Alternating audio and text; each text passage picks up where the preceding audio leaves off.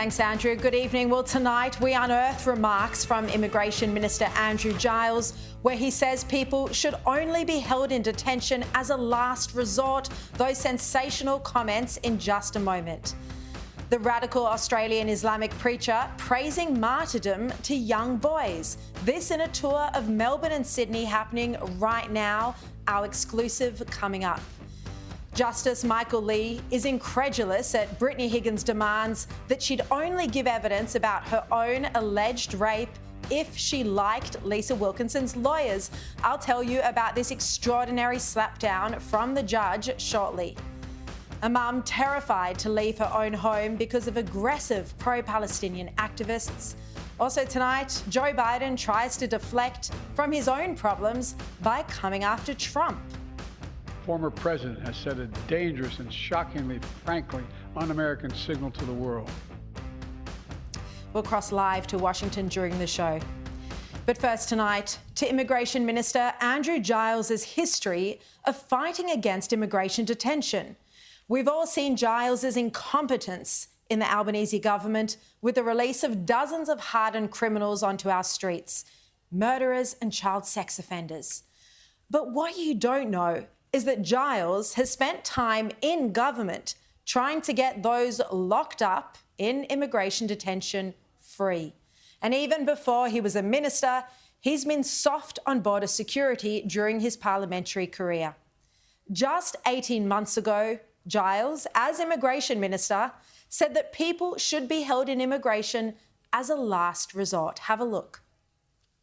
It is also of great concern to me, as it was in opposition, it is now in government, that people should be held in immigration detention as a matter of last resort. That is something that we called for in opposition. It's something that I'm working my way towards as a member of this government.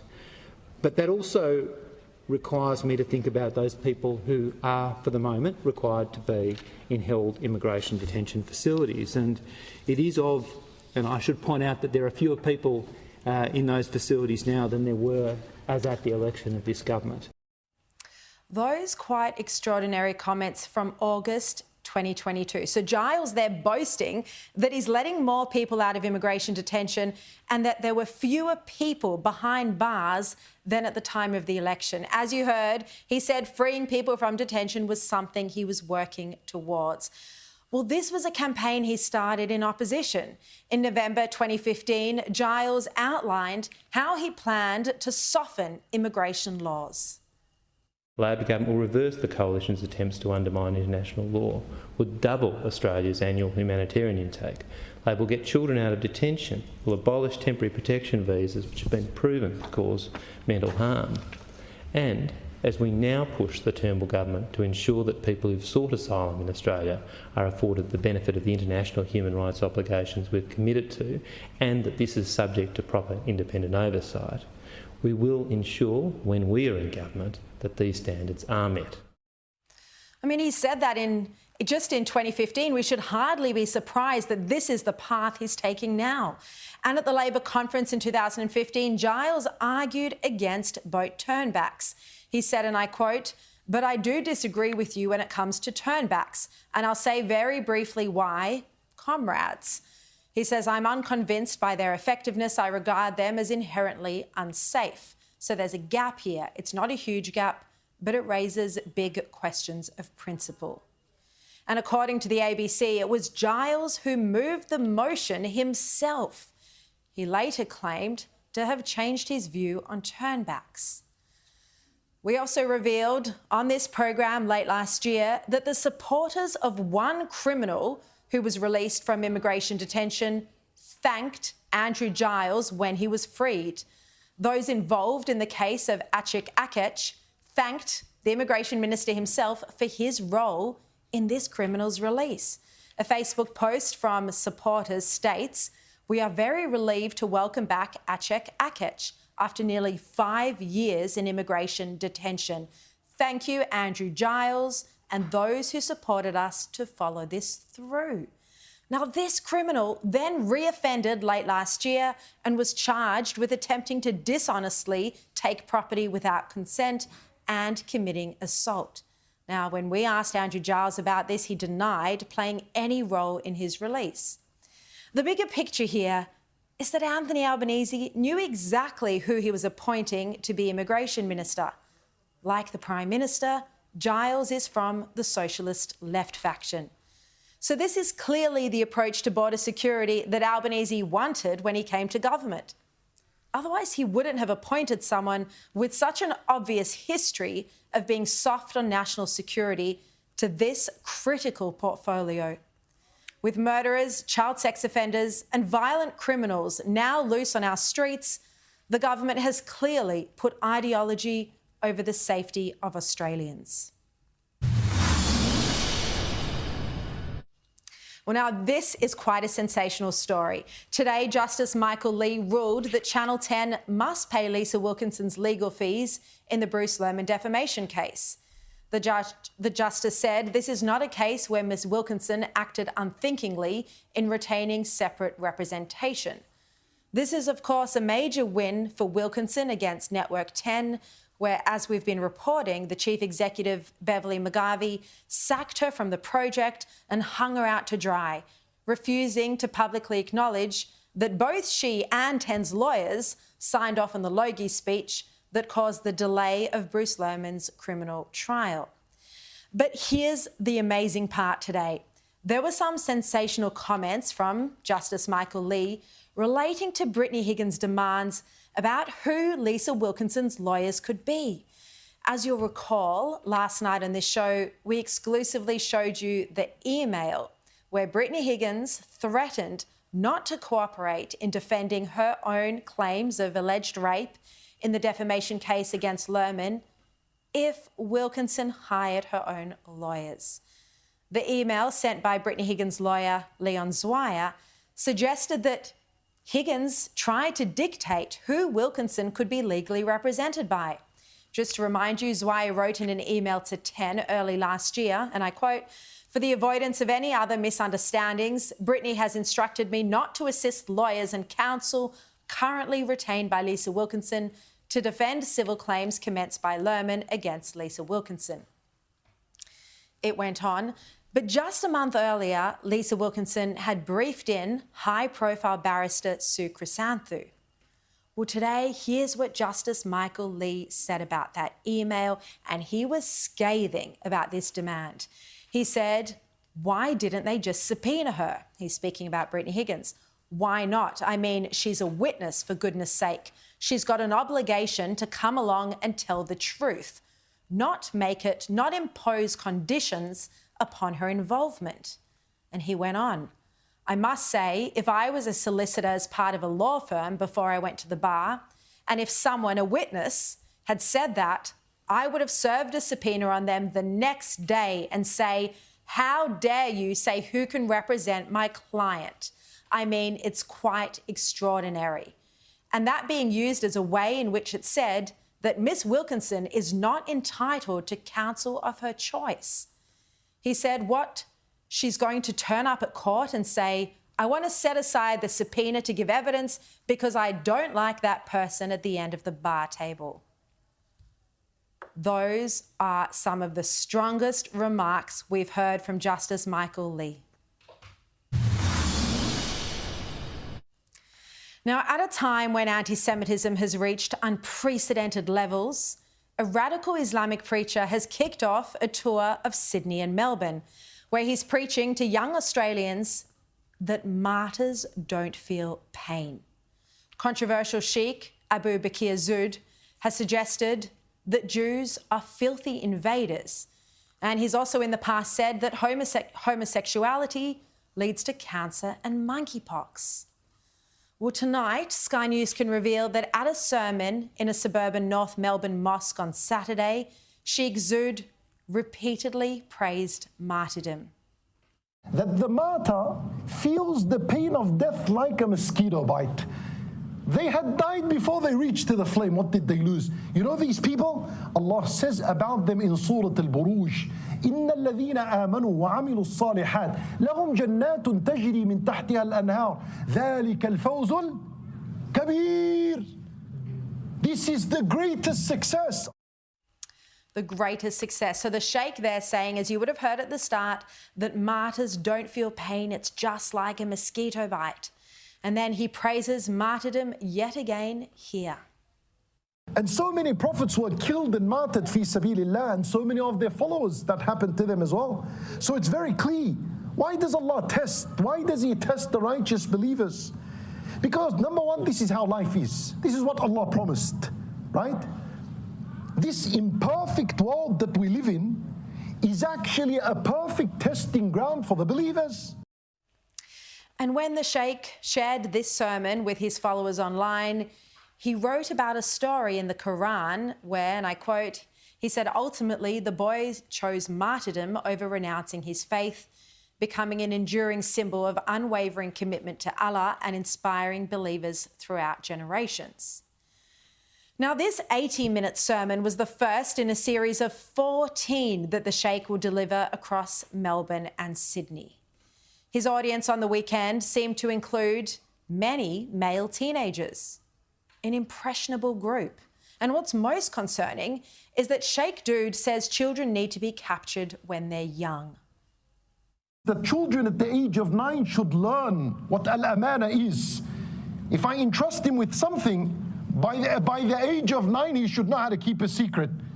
And we say, oh, don't go too hard. Leave him on his Xbox. Leave him on his games. Let him play. This is an age of play and entertainment. Let him be. Let him live his life.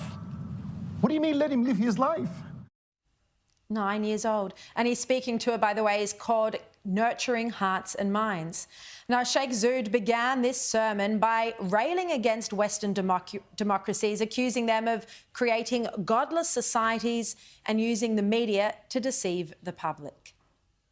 So they will come and they will say that same-sex marriage is permissible, it's lawful, abortion laws come in.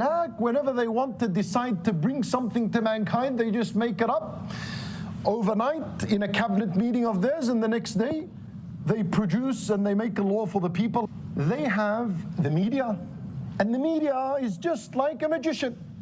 The media is out there to deceive and change the perspective of people. Now, the Sheikh was careful with some of his language, but no prizes for guessing what or where he was speaking about when he mentioned the so-called calamities facing Muslims. How beautiful is this, that Allah Azza wa Jal soothes and comforts the believer in a time of intense calamity. And so when she heard this, they took her and her baby and threw them both in the fire. Allahu Akbar. When you hear of it, 20,000 being genocided and killed, where's Allah? In the same surah, Allah will say, Allah ala kulli shayin shaheed. He saw it all. Don't you dare doubt that Allah Azza wa Jal is a witness to all of this. Don't you dare doubt. And the Sheikh also seemed to call for Muslim doctors to take advantage of their sick patients, especially if they're Jewish, and convert them to Islam in their most vulnerable moments. Muslim doctors should take advantage of their kuffar patients and preach Islam to them. And he then tells an old story about converting a dying Jewish boy to illustrate the point he was making.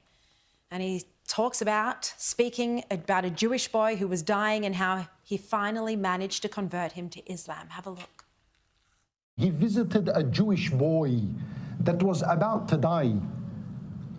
After he visited him and spoke to him and comforted him, he said to him, Aslim, embrace Islam. And that young Jewish boy accepted Islam. Well, at his sermon on Saturday, he was at the Hume Islamic Youth Centre. And this has previously been linked to extremists in Victoria, including the perpetrator of the 2018 fatal Burke Street terrorist stabbing. And that perpetrator's name, Hassan Khalif Shia Ali. He prayed there. Well, right now, as you know, we need more social cohesion on our streets, not less. And this Sheikh and others like him risk further dividing communities. His comments encouraging martyrdom are clearly dangerous. Could he inspire impressionable youths in Australia to consider martyrdom? I mean, let's hope he's not that influential, but it's a terrifying thought.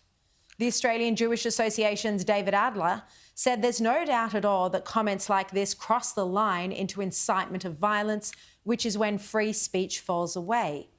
He's basically giving some sort of endorsement to being a shihad, which is dying as a jihadist. He says it's why we've seen Arab Palestinian mothers celebrating the death of their children if they die as martyrs in their attempt to kill Israelis. It's a dreadful ideology incompatible with Australian values.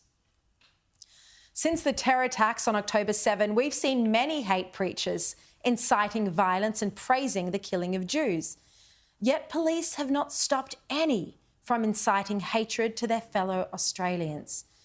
Instead, the police force has only gaslighted the Jewish community by holding a press conference to claim that one specific anti-Semitic chant was never said at the Opera House, and an investigation that I've already shown was flawed and incomplete. There always seems to be an excuse, a reason why it's fine for people to spread hatred. Comments celebrating martyrdom are un-Australian, and our young generation deserve better. If we want a cohesive, successful, multicultural society in the future, governments and police need to be very careful about what children, and these are children, are being indoctrinated to believe. All right, let's return to those quite controversial comments by the Immigration Minister, Andrew Giles. To discuss them, Senior Coalition Shadow Minister Michael Sukkar joins me now. Thanks so much for your time tonight, Michael, in Canberra. Look, we've just played these comments of Andrew Giles saying that immigration detention should be a last resort. He made these comments just 18 months ago. We've played them tonight. What's your reaction? Well, it just shows how weak this government is on keeping Australians safe. The truth is that these individuals are not Australian citizens. They have criminal records and they should be in immigration detention. I think it's very clear now, bit by bit, we're seeing no intention, no effort by this minister or Anthony Albanese to keep these very dangerous individuals in detention, and that's why they're now on the street. And that's why we've got Australians who are victims of crimes being perpetrated by these individuals. And I mean, remarkably, Sharri, in our parliament today, it becomes very clear that the government doesn't know where these people are. They're offending even further. We've got 7 murderers, we've got over 30 sexual offenders, and there's a material risk to Australian citizens. And this minister and this government seems to be very happy to have them out on the street. And we just learned at Senate estimates last night that since the release, there have been 27 reoffences. So they are, these people are proving to be a danger on our streets. Now, Marco, I want to ask you about... And that's why, Sharri, and that's why this government and Anthony Albanese should come into the parliament and apologise to every single victim of one of these individuals who he has failed to keep in detention. Yeah. Dunkley by-election, of course, coming up early next month. Both internal party polls, I understand, on both sides of politics, also public polling, still have Labor ahead around the 52 to 48 2PP mark.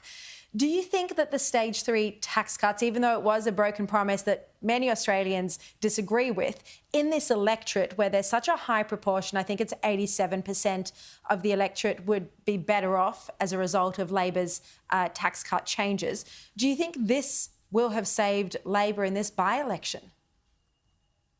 Well, I think it's too early to say that, Sharri. The truth is that for virtually every single resident in Dunkley, they are worse off after 20 months of Labor. It's undisputed that nearly every single resident of Dunkley after 20 months of Labor, on average, is $8,000 a year worse off. If you've got a mortgage in Dunkley, and we know it's an area with a lot of families with mortgages, you're on average $24,000 a year worse off. So I think there's a lot of people in Dunkley feeling the strain under this government. And just to show the priorities of this government, Sharri, and how disconnected they are from the people of Dunkley, today we see an announcement from the government an additional $14 million for food banks around the country because we know they're busting at the seams and we know that people are struggling under Labor's cost of living crisis. But on the day they announced $14 million for food banks, we find out they're spending $40 million on a political advertising campaign for their tax changes. That shows the priorities.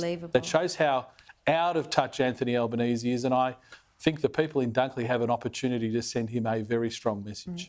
And we're going to come back to that story a bit later about the $40 million spend to advertise the tax cut changes. Michael, last night on this program, we had a young man. His name is Asher Dinnan. He's a terminal cancer patient, and he was forced to spend some 6 months of the precious short time that he has left in life fighting the government to get access to the NDIS scheme because he now has serious disabilities. Have a look at what he had to say. When I spoke to people in the system, doctors, nurses, healthcare workers, they told me the NDIA was the place to go. When you have a terminal illness like my own, every moment is precious and all you want to do is spend your time living your life as you wish.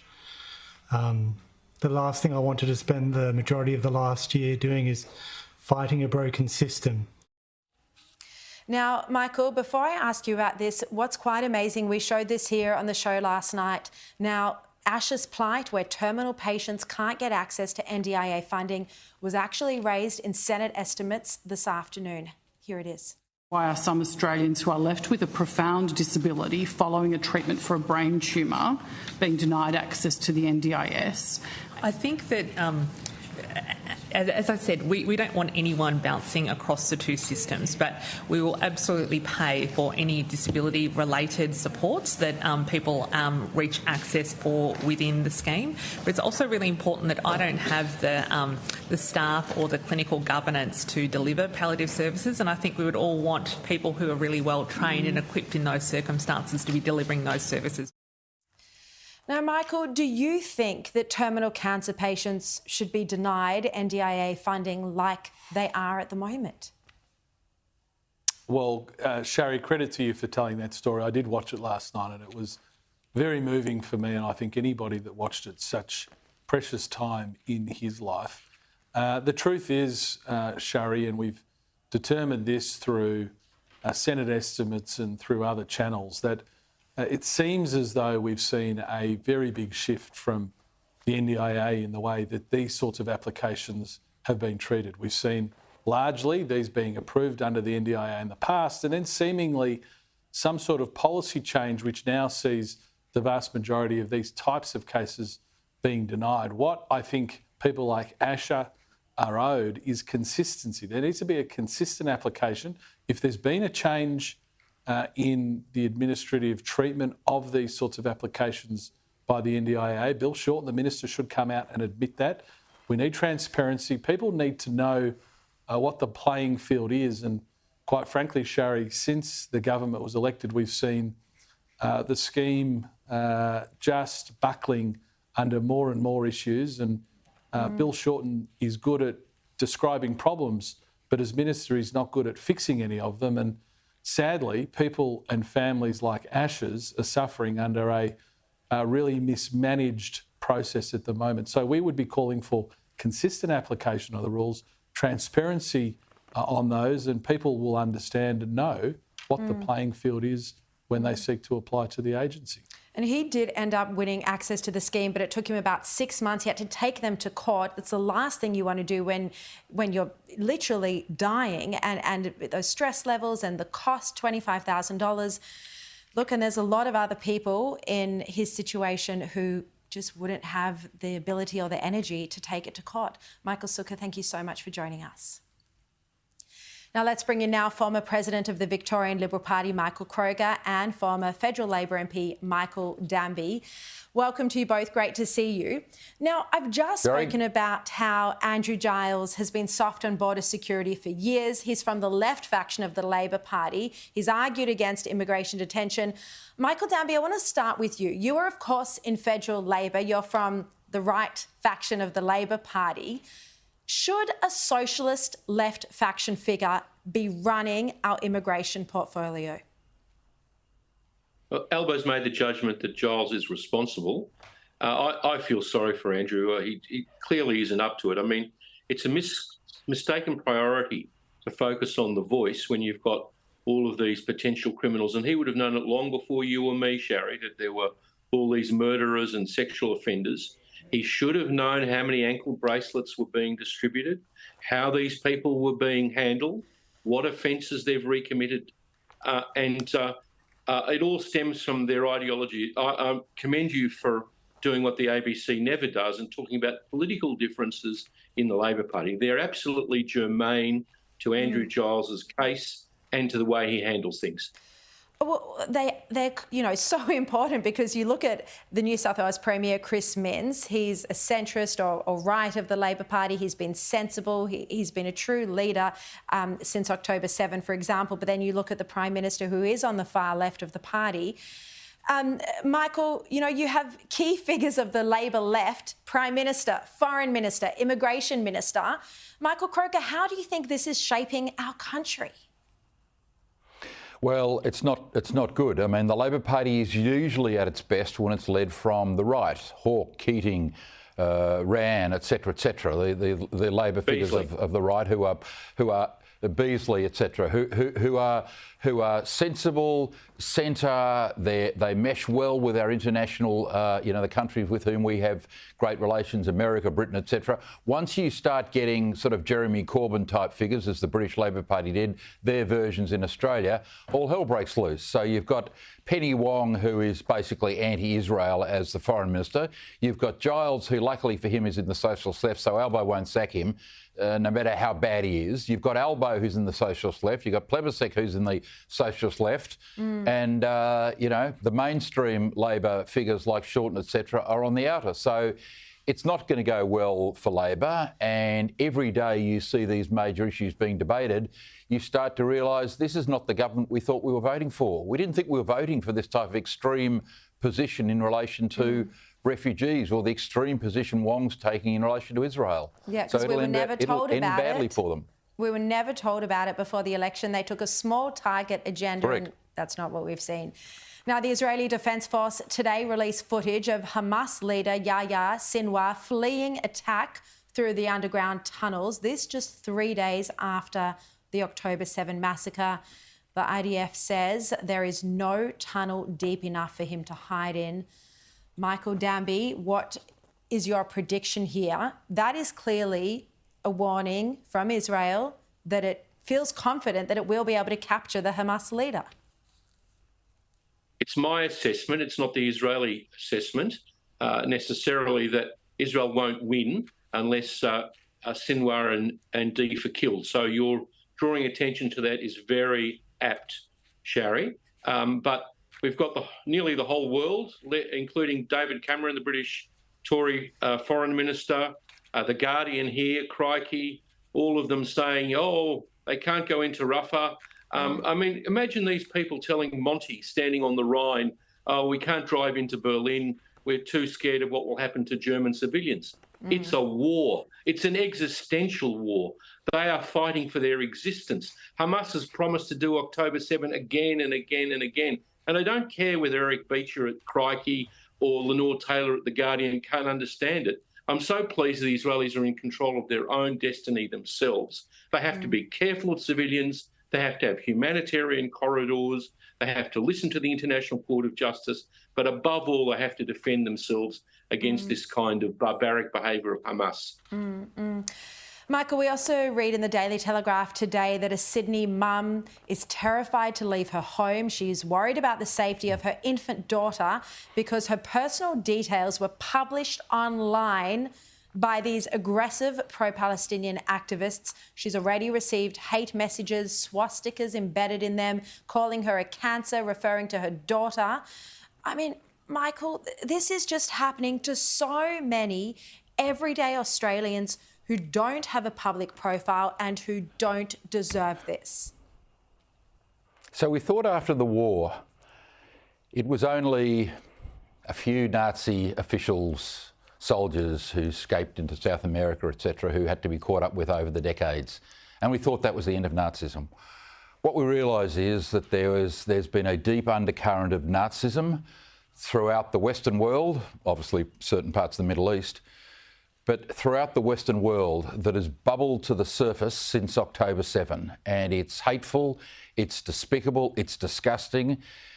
And what we need after the war is over and after Israel have defeated these Palestinian savages is probably for the world leaders of the democratic world, or their attorneys general at least, to get together to say, listen, there has to be worldwide legislation, pressure the UN, etc. But there has to be worldwide uniform legislation to stop this Jew hatred ever happening again. And in Australia, Sharri, these anti-doxing laws should be retrospective. Most Liberals don't like retrospective legislation, but in this case, these Jew haters knew exactly what they were doing. These people are filled with a vile hatred of Jewish people. It is a sickness that's in our society. And the only way to deal with these people is to have retrospective legislation to deal with these people, because this is a sickness and these people are sick. And to allow them to keep doing that is disgusting. It brings great discredit on this country. We are the cancer amongst Western nations with America and Britain because of these anti-Semitic Jewish hatred demonstrations where people have called for the annihilation of Jews.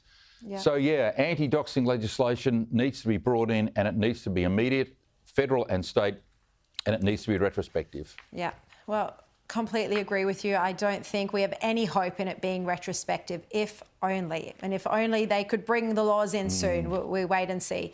Michael Kroger. And let's hope, Sharri, that they can use the existing laws, 18C, apprehended violence orders. The police should be arresting people for incitement. That preacher you showed, the police should go and interview him and do it publicly, so it scares the rest of those people who are saying the same kind of things.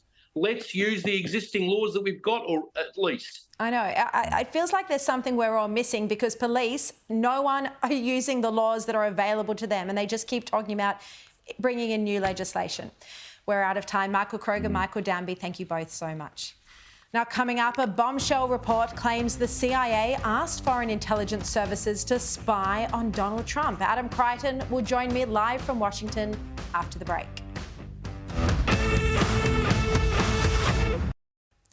Welcome back. Well, US President Joe Biden came out swinging against Donald Trump's NATO comments in a speech today.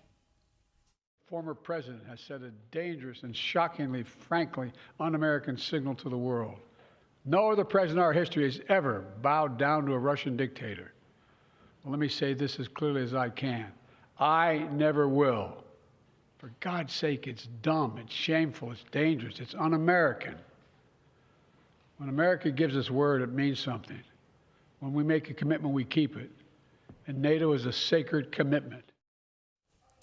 He seems very happy to take the distraction after the widespread reporting on whether he should step down as the Democratic presidential nominee over his memory and age. Now, meanwhile, in Washington, the bill to fund Ukraine, Israel and Taiwan passed through the Senate. It's still to pass through the House. Joining me now from Washington is the Australian's correspondent, Adam Crichton. Great to see you again, Adam. Look, what is this? Trump's NATO comments, they were completely bizarre. Why would he on earth be seeming to encourage Russia to attack NATO members? Yeah, look, certainly they were bizarre, but he has a habit of saying bizarre things all the time. I mean, my sense is that it was a rhetorical flourish, and to be honest, I'm not even sure that it happened. I mean, why was this not leaked? I mean, he supposedly said this in a room in 2018 with other world leaders and presumably staff, and it was never leaked. So I'm somewhat doubtful that it actually happened, and I think he's just exaggerating at a rally. He's making a rhetorical point because he knows his supporters love this sort of stuff. So yes, look, I mean, if he said it, it was stupid, but it's completely in character with Trump on, basically every topic. Now, I want to ask you about this bombshell report from independent journalists that alleges, and we don't know if this is right or accurate or credible, but it alleges that the US intelligence community asked foreign spy agencies to actually conduct surveillance on 26 associates of Donald Trump in the lead up to the 2016 election. This triggered the hoax allegations that his team had been colluding with Russia. As I said, this report hasn't been verified, but Michael Schellenberger, one of the journalists, spoke about it on Fox News. This was initiated by the U.S. government. It came from within the U.S. government's intelligence community, including the CIA, that they asked the so-called Five Eyes nations intelligence agencies, that's the other English-speaking nations, including Britain and Australia, to spy on 26 Trump associates, or at least they had a list of the 26 associates that were identified. This is new information. Some people have theorized about this and speculated about it. We feel very confident that our sources were in a position to know and are very credible in this report. And it's obviously a very serious allegation because this is illegal spying and it's illegal election interference. If this is true, Adam, this would be completely extraordinary. Yeah. What do you make of it?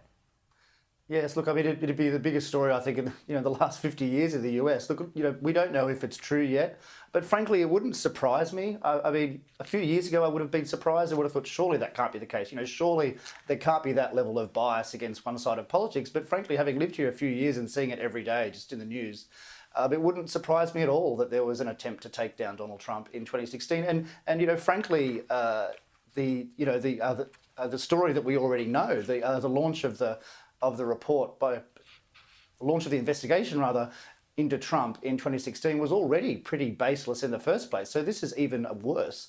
So look, we have to listen to what the reaction is, from the officials that are mentioned in this report. But the three journalists who wrote it, I mean, I think they're all respectable and they're acting in a good faith. I've actually met all of them. And they're nice people. So yeah, let's just see what comes of this. They've had accurate stories in the past. They are credible journalists. Well, one was a former part of the Democratic Party as well. So fascinating. Yes. Adam Crichton, thank you very much for your time. Now, after the break, before we go to the break, we have now a comment from the NDIS Minister, Bill Shorten. He's responded to our story that we brought you just a moment ago about Asher Dinnan. He says, "My deepest sympathies go out to Mr. Dinnan, who is showing incredible strength in what can only be a very difficult time in his life." He says palliative care is a specialised field of health and no one who is having end-of-life care should be needlessly bouncing between health and disability supports. The NDIA has not changed policy around palliative or terminally ill people to their plans or access to the scheme. I've been informed there is evidence to suggest an increase in referrals from the state and territory health systems. Bill Shorten says we are working with the Department of Health and other agencies to understand this new trend and ensure we can assist people when they need government help the most. So NDIS Minister Bill Shorten sending us through a statement right now while we've been on air to say that there has been no change to their policy, but they're seeing an increase in referrals with these sort of cases, terminally ill people who need help from the states. Now, coming up, has Labor thrown their hard-working frontline workers under the bus? Plus, the warped priorities of the Immigration Minister. We'll talk about this with my political panel after the break. Welcome back. Well, let's bring in tonight's political panel. National Senate Leader Bridget McKenzie and Victorian Labor MP Daniel Molino. Wonderful. Welcome to you both. Look, in Senate estimates, we heard that Immigration Minister Andrew Giles was not actually present for some of the meetings with the Home Affairs Council where the NZYQ High Court case was going to be discussed. Instead, he was at pro-voice events in both Canberra and London. Bridget, was this the best use of the Immigration Minister's time?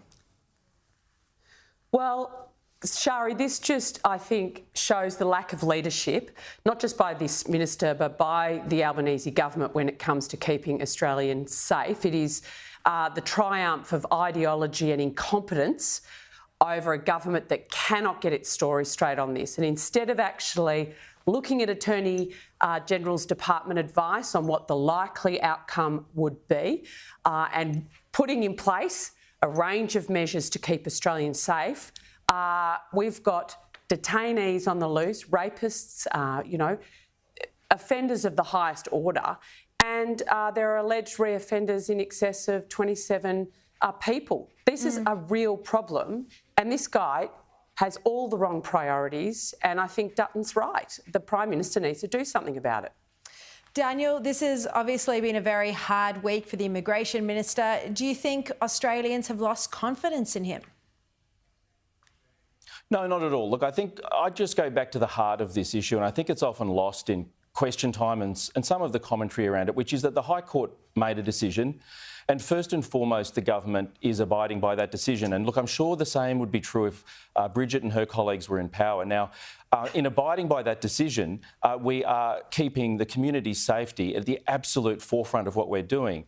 And I think it's irresponsible to say that people are out loose in the community when we have a very comprehensive 4-step process for monitoring people who have been released according to the decision by the High Court. And that was actually a regime that was voted on and supported by both parties. So this is something which the Minister has stepped through carefully each day in question time. And there's been nothing uncovered by the opposition throughout this week. I think it's a scheme that both sides came together to support late last year, and it's one which is protecting the community. But it's not. That's the reality. And as much as you might like to spin how question time looked for Minister Giles, it is nothing less than a debacle. The Albanese government was caught flat-footed at the end of last year. They've done nothing over the summer break to address and allay these concerns. And what we've uncovered in Senate estimates shows the level of incompetence. The Prime Minister needs to take action on the level of incompetence of Minister Giles. Daniel, look, I think what I've done is to step through. Yeah, look, I mean, I think I've stepped through the regime that's in place, and that is protecting the community. And with all due respect, I think Bridget's come back and given a bit of spin herself in just without any substance, saying that the government's had a horror week. So look, we've had a couple of statements. I think the 27 people have been accused of committing serious crimes. Yeah, that's what I was about to say. That's the flaw in the government's being government's tracked, and your minister can't answer simple questions about Australian safety. That's the reality. He's answered every question and explained the regime that is in place and that is working as it was intended to, and that your opposition and your parties both supported. So there are 4 layers of protection. All of the people that have been released are being monitored. That it's working as intended. And I think look, there's been some attempts at some cheap shots in the Parliament, but the Minister has responded very calmly to each of those questions. And as I said, nothing new's come out this week in question time. All right, let's have a look at this report in The Australian today that frontline workers, including electricians, paramedics, emergency personnel, teachers even, will all apparently be worse off under Labor's revamped Stage 3 tax cut changes. And this is despite the news that we learned today that the government's spending $40 million on an advertising campaign. Have a quick look. We've agreed, I think the decision of government is to agree to a campaign of up to $40 million over 2 financial years in relation to the tax campaign. Bridget, I mean, both sides of politics spend millions of dollars on advertising campaigns. Do you think this is too large? Australians are suffering under the economic management of Anthony Albanese and Jim Chalmers. $40 million to convince Australians they're somehow going to be better off from these tax changes when the actual analysis over the decade shows that coppers, teachers, nurses will be paying more tax. We've spoken before about this on the program, Sharri. The government is trying to whitewash Australians and disrespecting them, thinking that Australians will be, it's okay to lie to me, just give me the cash, I'll forget about that. Well, Australians won't. 100% of Australians hate being lied to, and they won't let the Prime Minister forget it. Daniel, what do you think about this? Do you think people don't mind the broken promise? No, so look, I'll just go to the advertising pieces very briefly. So, look, all governments explain, communicate complicated policy changes, and that's not true, Bridget. And look, this is a change that is going to affect well over 10 million households, benefit over 84% of them, I might say, but it'll affect many, many households. And it is very important the government communicates. I might say, look, I'd take Bridget's complaints about this a little more seriously if the government that she was a member of hadn't spent over $230 million million in its final year on political advertising. It set the gold standard for this. It was breaking records left, right and centre. The $40 million, when you compare it to what the Morrison government spent, appears very, very modest. In the middle of a cost of living crisis, spending $40 million of hardworking Australians' money to tell them that this policy you think is so fabulous is going to be great for them is a complete waste of money. You should let your policies do the talking for you, not use it to try and win a by-election.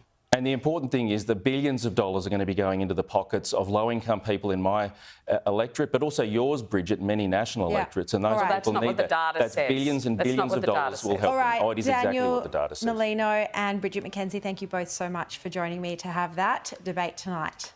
Now, coming up, Justice Michael Lee said today that it was extraordinary that Brittany Higgins claimed she'd only give evidence about her own alleged rape if she liked Lisa Wilkinson's lawyers. I'm going to discuss this with a top legal mind after the break.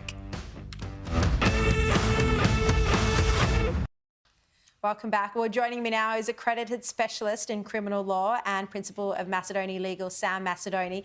Sam, thanks so much for your time tonight. Look, these were extraordinary comments by Justice Michael Lee in response to that email from Brittany Higgins' lawyer, Leon Zweier, saying that she wouldn't cooperate if Lisa Wilkinson had her own legal team. What did you make of them?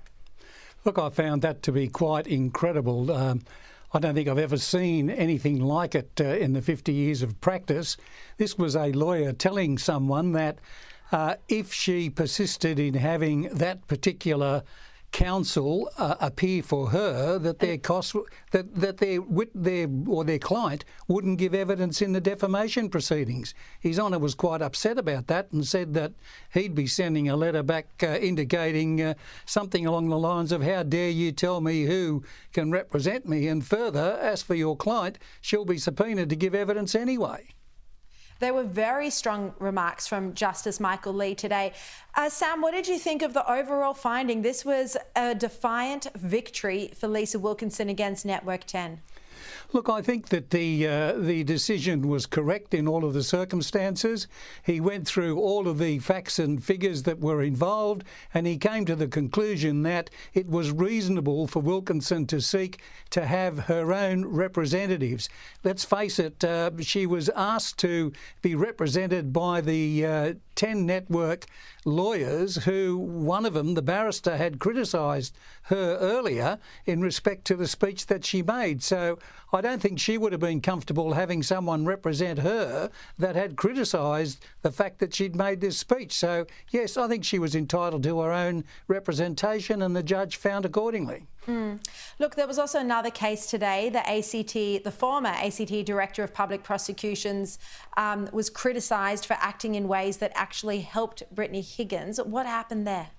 Well, he's now appealing the finding of the judge in that inquiry, and he's suggesting that the judge had been influenced by a journalist who got into his ear, so to speak, and helped him make up his mind against the director well before the decision was made and before all of the evidence was in. So that's a matter where there's an appeal in progress, and it'd be interesting to see what happens in relation to that decision.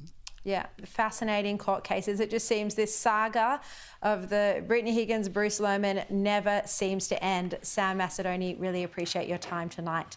And thank you so much for watching and for your company. I'll see you tomorrow night at 8 o'clock. And right now, here's my mate, Paul Murray.